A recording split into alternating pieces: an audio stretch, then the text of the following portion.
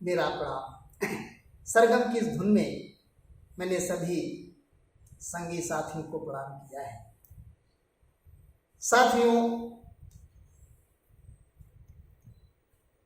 संस्कृत में एक श्लोक है और इस श्लोक में सनातन भारतीय संस्कृति की ही गरिमा का वर्णन है। ध्यान से सुनिए। सर्वे वेदा उपनिषदश्च सर्वा सर्वधर्म ग्रंथाश्चापरे निधयो यस्याः मृत्योर अमर्त्यान् मृतं दिशन्ति वै सानो माता भारती भूविभासिता। सर्वे वेदा उपनिषदश्च सर्वा, जितने सारे वेद हैं, 18 उपनिषद हैं, ग्रंथ धर्म ग्रंथ चापरे निधियो यस्याः, इस देश के जितने धर्म ग्रंथ हैं ये यहाँ इस देश की निधि है, ये धन है, संपदा है। मृत्योर अमर्त्यान मृतम दिशन्ति वै, और इन्हीं के परिणाम स्वरूप, इन्हीं की वजह से यहाँ का मरण धर्म आदमी भी वो अमरता, दिव्य अमरता प्राप्त करता है। सानो माता भारती भूविभासिता, ऐसी मां भारती हमारी हमेशा देदीप्यमान होती रहे, ज्योतिर्मय होती रहे, यही कामना है। साथियों, दुनिया के किसी भी देश में इतनी ना तो प्राचीन संस्कृति है और ना ही इतने धर्म ग्रंथ, ना ही वेद, ना ही पुराण है। इनमें वो ज्ञान है, मैंने स्वयं अपने अनुशीलन और अध्ययन से पाया है कि अगर इसका क्षुद्रांश भी हम लोग साक्षात्कार कर लें तो जीवन नहीं, हमारा देश, जीवन सब कुछ धन्य हो जाता है। ऐसे देश में रहने का सौभाग्य हमें मिला है। इस देश में जीवन व्यतीत हो जाता है और पता ही नहीं चलता है कि हमारा जन्म कब हुआ और मरण कब हुआ। इतनी हंसी खुशी के साथ, इतने उत्सवों के साथ और इतने तीर्थ को घूमने के पता ही नहीं चलता है और अपना रोजमर्रा काम भी चलता रहता है। ये भारत भूमि भौगोलिक दृष्टिकोण से भी इसकी स्थिति बहुत सही है। तीन ओर से सागर से घिरा हुआ हमारा देश, एक ओर पर्वतों से, नागराज हिमालय से प्रहरी की भांति है जो रक्षा करता है दूसरे देशों से, और यहाँ की प्राकृतिक छटा, यहाँ की तीनों ऋतुएं, नदियों का जाल बिछा है, बाग बगीचों पर्वतों का सुंदर सुरम्य स्थान है। तो क्यों ना इस देश में जन्म लेने के लिए हम अपने को धन्य भाग माने। और तभी तो स्वर्ग के देवता भी ये कहते हैं, गायन्ति देवा गीत कानी धन्यास्ते भारत भूमि भागी। भारत भूमि के भाग में, भारत भूमि में पैदा होने वाले धन्य भाग। साथियों, आप चाहे दक्षिण में जाएं, चाहे उत्तर में जाएं, चाहे मां भारती के पूर्व में जाएं और चाहे पश्चिम में जाएं, आपको विशाल मंदिर, आध्यात्मिक तीर्थ स्थल हर जगह मिले। पूरा मंदिरों से भरा हुआ स्थान है। पूर्वोत्तर में कामाख्या और दक्षिणेश्वर काली मंदिर है, तो पश्चिम में देखो द्वारिकापुरी है, सोमनाथ का मंदिर है। पूर्व में कोणार्क का सूर्य मंदिर है, जगन्नाथपुरी है। बीच मध्य प्रदेश में महाकाल का उज्जैनी में शिप्रा नदी के किनारे महाकाल का मंदिर है, और दक्षिण में रामेश्वरम, तिरुपति बालाजी पद्मनाभ कितने विशाल मंदिर है।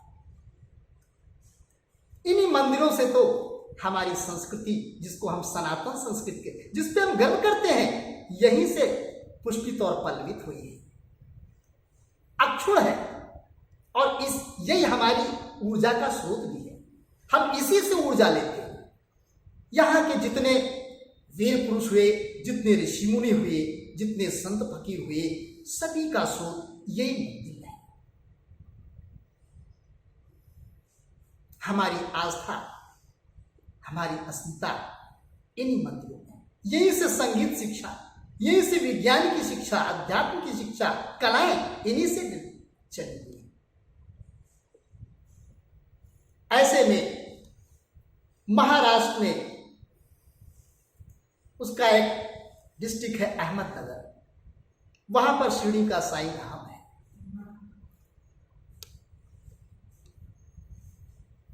शिरडी साईनाथ महाराज की जय। कहते हैं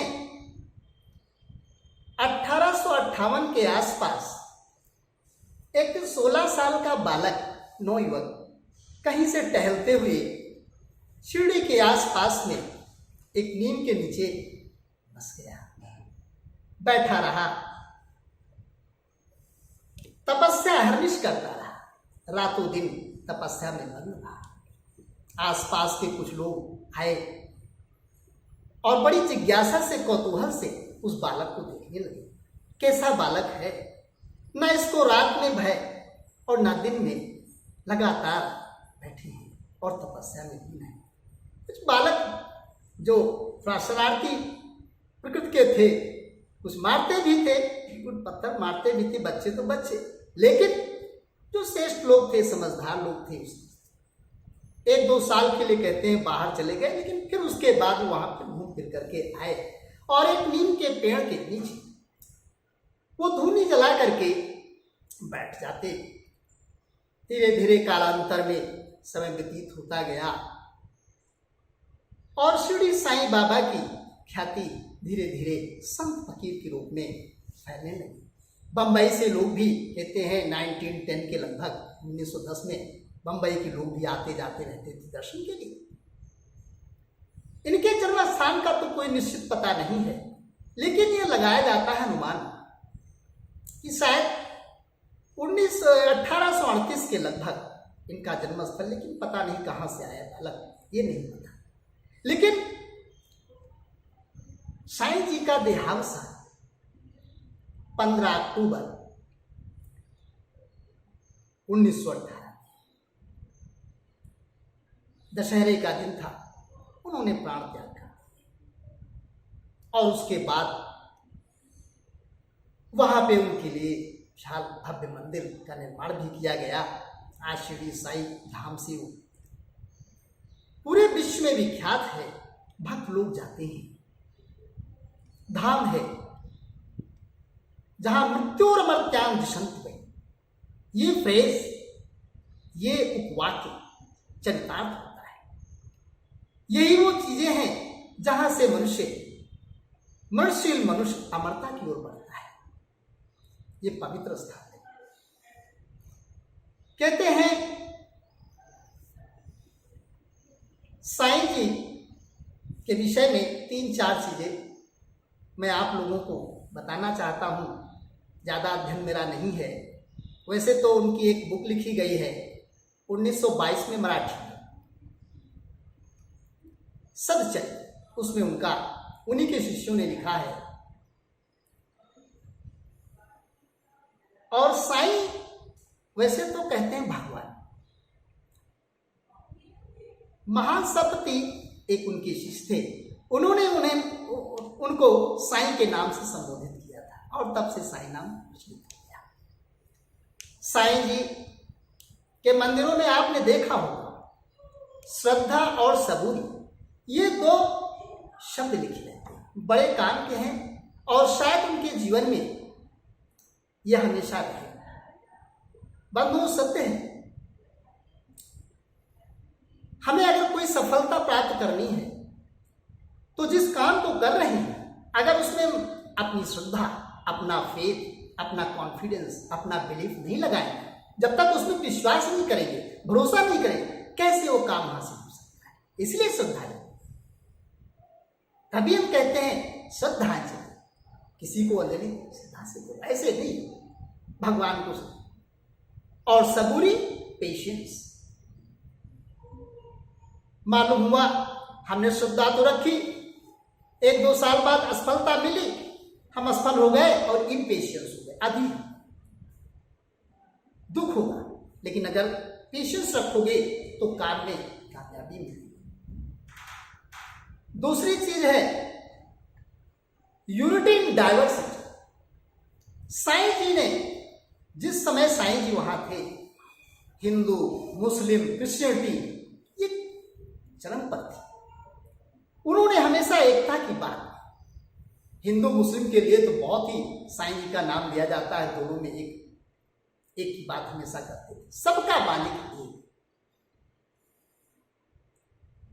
एवरीवन इज गॉड, हर एक भगवान है। Let us see in everyone the same divine entity, सबका मालिक। ये साईं जी के जीवन में, और इस पर उनके सच्चरित्र में भी ऐसा लिखा है। और तीसरी चीज जो आती है साईं जी के जीवन में,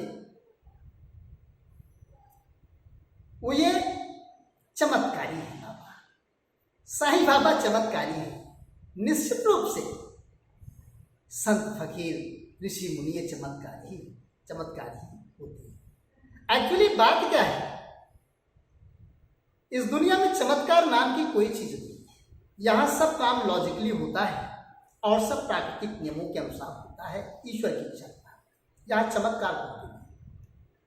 तो संत लोग जो चमत्कार, कोई हम लोग कहते हैं जिसको चमत्कार,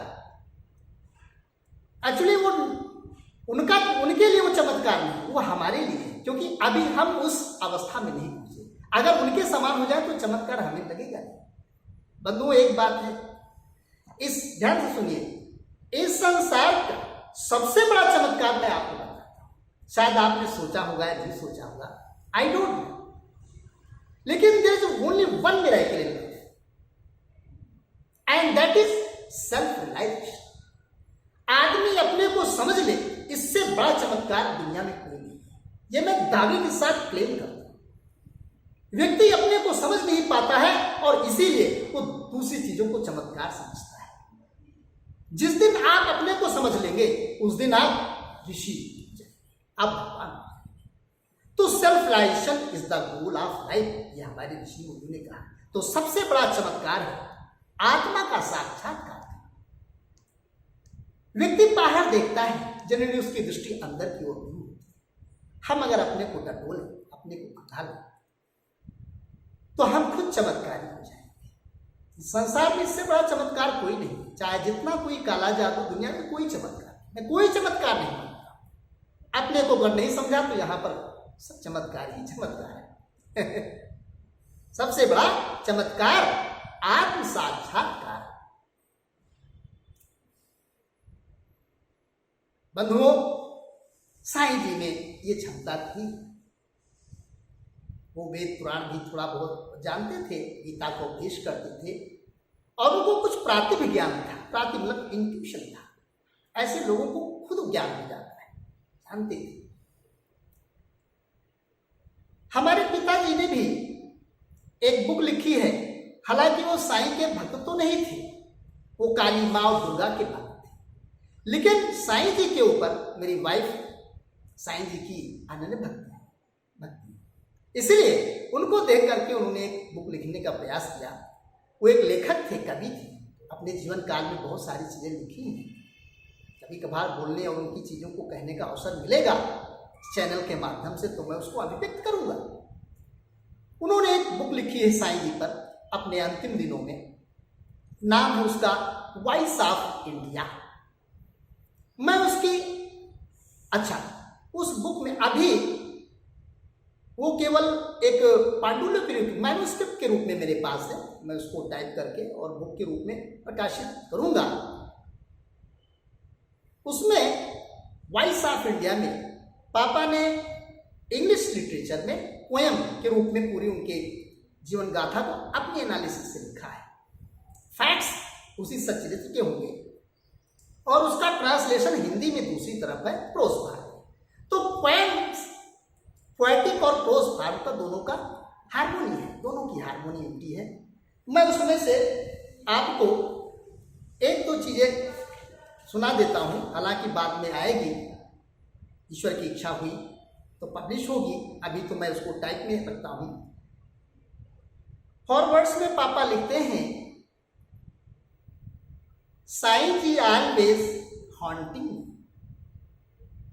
ही always accounting, what he dictated I wrote, as he directs me I note. Beautiful poetry.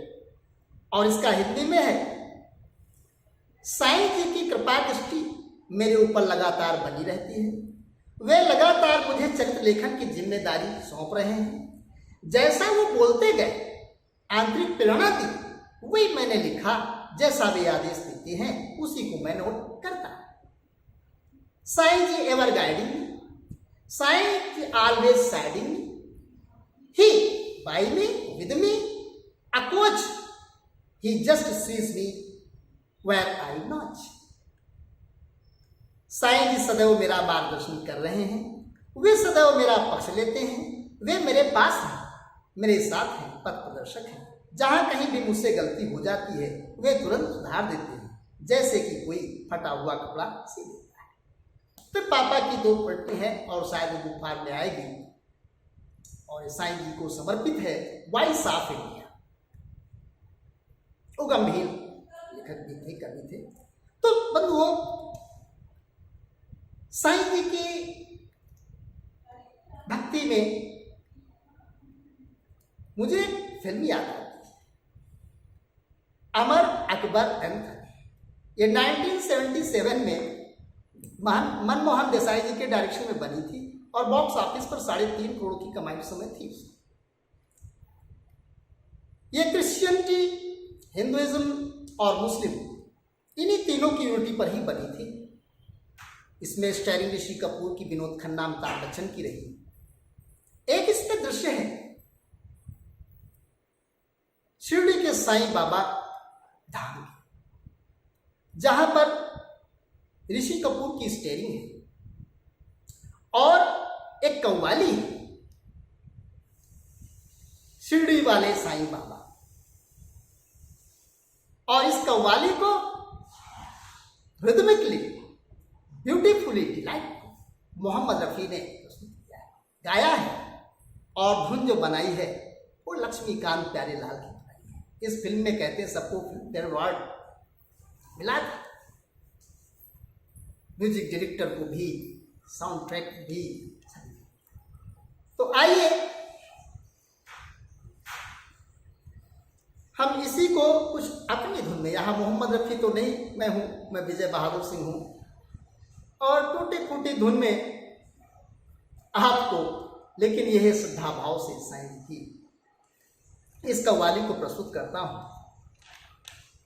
इस कव्वाली के पहले थोड़ा एक दोहा है, आप लोग प्यार से बोलिए, शिरडी साईं, श्री शिरडी साईं नाथ महाराज की जय।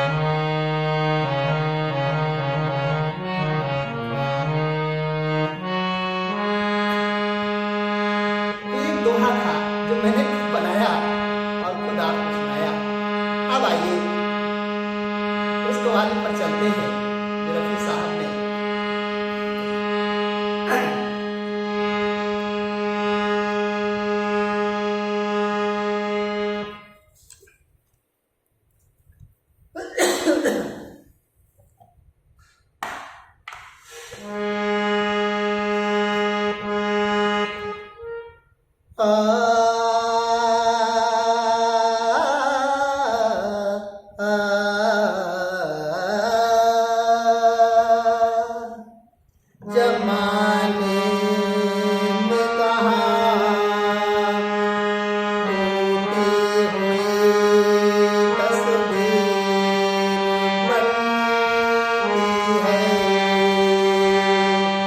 तेरे दरबार में मिली हुई तस्वीर बनती है।